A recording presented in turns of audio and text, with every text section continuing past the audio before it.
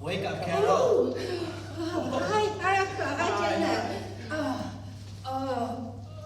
I've just been having the most wonderful dream about my journey through the lands of drama pedagogy, oral art forms, and intercultural understanding. Maybe because I've turned 60 that I feel the need to reflect on this journey. Sometimes on a magical, gentle, hot air balloon, as I go to spaces of past practices and possibilities, on boats, buses and trains, crammed with what I've learned about drama practice, and definitely a roller coaster ride at times when drama is marginalized, misunderstood, and missing from the classroom. The radio is playing in the kitchen, and my nanny is sharing her bowl of mouche or sampan beans with me. The African music and beat is calling to us, and we start jiving. Soon it turns into an informal lesson for me about kinds of dance. Pata pata, mpansulo, kwaito, you name it. I'm not a good dancer, but a willing learner. Other days bring other lessons, like the dance rituals of rites of passage, learning to toi-toi, use in protest, or songs which promote the telling of insomies or traditional stories. Creatively and playfully, I was introduced to the rich isiXhosa traditions of the Eastern Cape, where I grew up in South Africa. Your use of drama strategies and techniques begins with childhood experiences and influences? Yes, Dana. From these early experiences and later through teaching experiences, reading and research, my valuing of learning through drama, play, experiential learning and situated learning occurred. All aboard! There's practice expert stopping at some learning station. Come on! Train.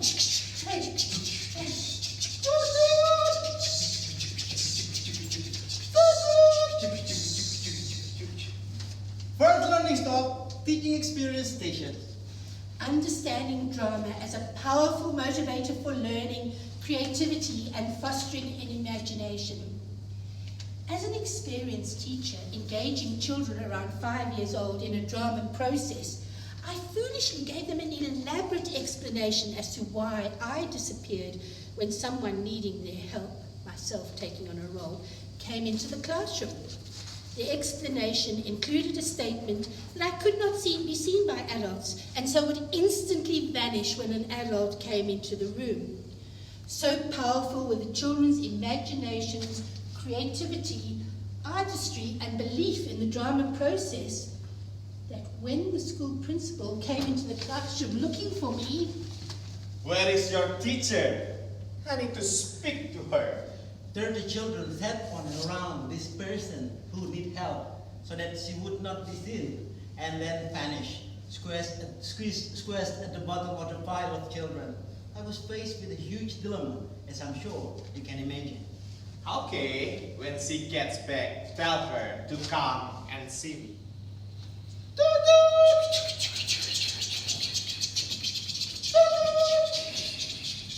Second learning stop, tertiary environment. I was both elated and saddened when one of the fourth year students during her public presentation at the end of her fourth year said, The only time in my whole university career when the learning was connected to my own culture and where I could freely speak in my own language was when I participated in drama activities involving prize poetry and traditional insomies or participatory storytelling. "Where are we? We're floundering around the dark. We don't know the rules of the game. We are told to get onto the boat and to follow the river to a land called higher education." And so our journey begins as we are pulled by the current of excitement, anticipation, and expectation. Look, that looks like a signpost. Switch on your flashlight. I can see it clearly. What does it say?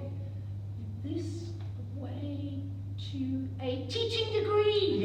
Yes, we are going to the right way. Help us, find a space in this unfamiliar place. A huge, grotesque, slimy beast blocks our paths.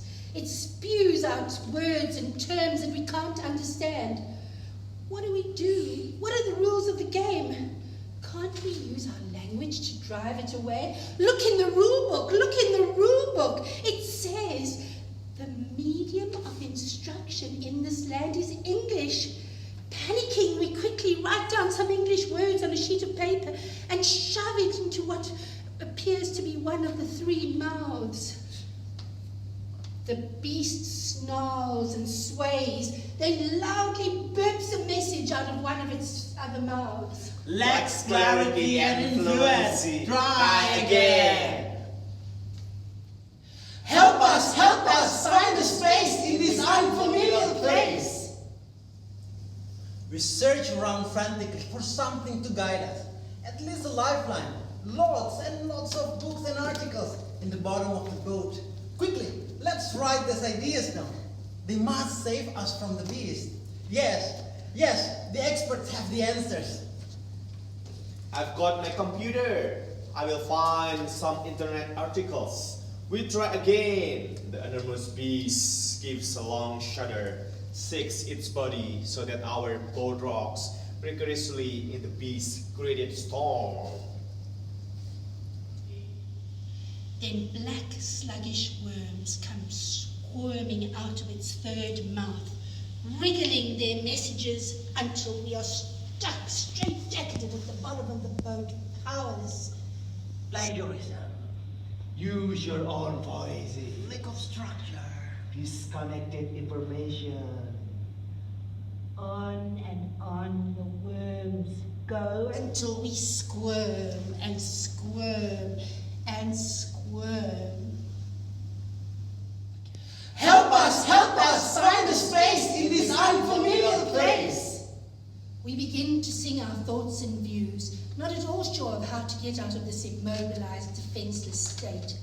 Some are voiceless, some are confident, used to the rule of their game, their voices loud and strident, and some are tentative, their voices quacking and quaking, but we try again. The worms slowly retreat into the body of the beast. We sing. Onomatotolo bayesa kusasa bayesa. Onomatotolo bayesa kusasa bayesa. The beast roars thunderously out of all three mouths. Use your own words. Who do you think you are, ignoring the written text and canon of learning? No clear idea. Help us, find a space in this unfamiliar place. Not knowing what to do, we intuitively continue to sing while simultaneously throwing books, articles, piles of paper, and our computers at the beast. Whether this works or whether the beast simply gets tired of us, we will never know. Thanks goodness, it disappears, leaving us confused and relieved. Some are too exhausted to continue the journey. Some are too scared and run, screaming back down the river bank, hoping never to see this river again. Others of us are determined to preserve after what we consider to be a small victory that could take us to the next level of the game. We appeal to our ancestors. Fumanibor! Siafuma! Fumanibor! We continue rapidly down the river. The bright, dazzling lights on the river bank beckon us. Some are from rural villages where there's no such bright light shine. We'll get off only for a moment to experience the bright light parties, clubbing, bars. Only for a moment some of us are disciplined, enjoy ourselves, and climb back onto the boat. Others cannot leave the booze behind and are stranded on the shore. As the boat leaves, we enter a nursery where the game becomes easier and we're suited by the harmonious sea. At last, we are free to express ourselves, playing with the spoken words, and we find ourselves asking extremely insightful questions that make us think we are beginning to understand the rules of Moth-eaten vultures! Will this be for exams? Will you get notes on this? You're kidding yourselves if you think you can link these oral activities of yours to the written word. Help us, find a space in this unfamiliar place. Some have anchor tied to their legs. They're pulled off the boat and paddled to keep their heads above the water. Keep our place in the boat. Keep our place in the boat. They plead. I'm on the water treadmill of work and study. Work and study to support my family. While my child is not coping at school, and I'm too far to help him. I am on the water treadmill of responsibility.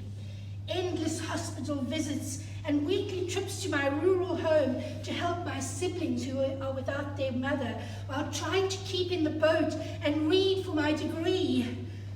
I'm on the treadmill of HIV/AIDS. I try to keep my head above the water, but my health is deteriorating daily. I'm homesick for my family and friends in my faraway village.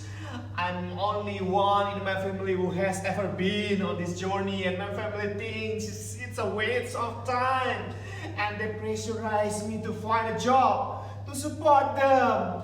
I am. Help us, find a space in this unfamiliar place.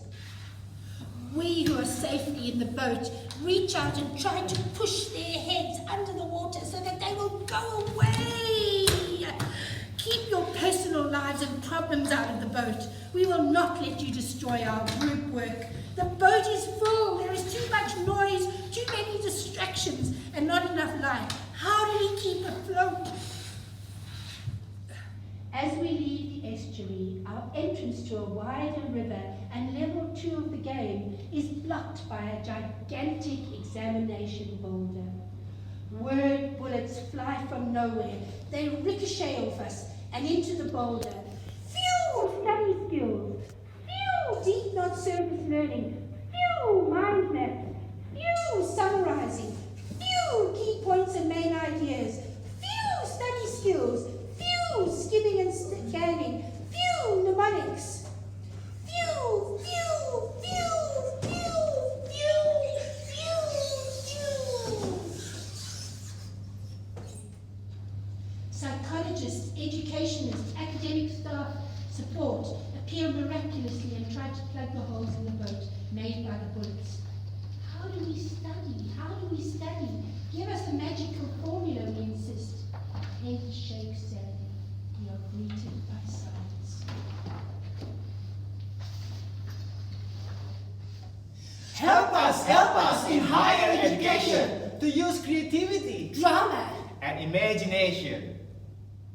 I'm a King Richard Sayles of Melbourne, ready to conquer the beasts of higher education. For introductions to contemporary of Australian schooling students who require further academic preparations or confidence building. I am St. Joan Carol Carter of Newcastle, zealously defending drama strategies for the students in the English Language and Foundation Studies enabling programs.